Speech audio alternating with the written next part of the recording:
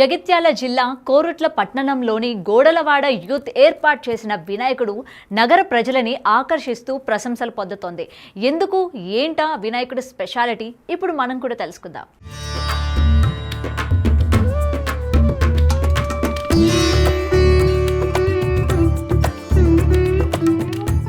వినాయక చవితి సందర్భంగా గణపతులను ప్రతిష్ఠించి సమాజానికి చైతన్యపరుస్తున్నారు.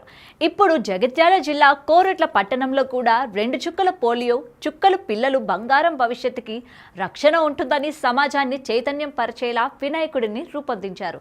జగిత్యాల జిల్లాలోని కోరుట్ల పట్టణంలో 31 వార్డులో మేము పోలియో గురించి కాన్సెప్ట్ పెట్టడం జరిగింది. ఇది ఏంటంటే ప్రతి 5 సంవత్సరాల పిల్లలకు పోలియో చుక్కలు వేయాలి, వేయకపోతే అంగవైకల్యం అవుతుందని మనం ప్రజలకు తెలియజేయాలని ఈ కాన్సెప్ట్ తీసుకురావడం జరిగింది. పోయిన సంవత్సరం గత సంవత్సరం కూడా మేము విద్య గురించి తీసుకురావడం జరిగింది. చాక్పీస్ రూపంలో గణపతి పెట్టడం జరిగింది.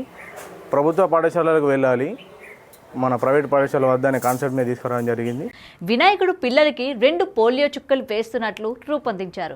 చిన్నారిని పట్టుకున్న తల్లి, మూషికం ఆకారంలో వైద్య సిబ్బంది, ఆశా వర్కర్ చిన్నారులు ఆడుకుంటున్నట్లు తయారు చేశారు. జగిత్యాల జిల్లా కోరుట్ల మండలంలోని 31 వార్డు గోడలవాడ యువసేన మన కాన్సెప్ట్ ఏంటంటే పోలియో చుక్కలు.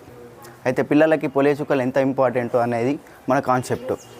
బిలో 5 years లోపు మన పోలియో చుక్కలు కంపల్సరీ అని మనం పెట్టడం జరిగింది. ఈ గణపతి జ్యూస్ అన్న ఆ ప్రజలకి తెలుస్తుంది, అంటే పోలియో చుక్కలు ఎంత ఇంపార్టెంట్, వాళ్ళ పిల్లలకి వాళ్ళ తరతరాలకి చెప్తారు పోలియో చుక్కలు ఎంత ఇంపార్టెంట్స్ అనేది.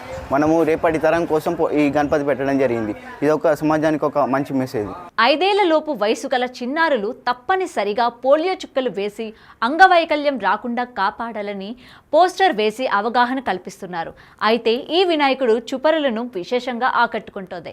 దీంతో పట్టణంలోని అందరూ ఈ వినాయకుడిని దర్శించుకుంటున్నారు, నిర్వాహకులను ప్రశంసిస్తున్నారు.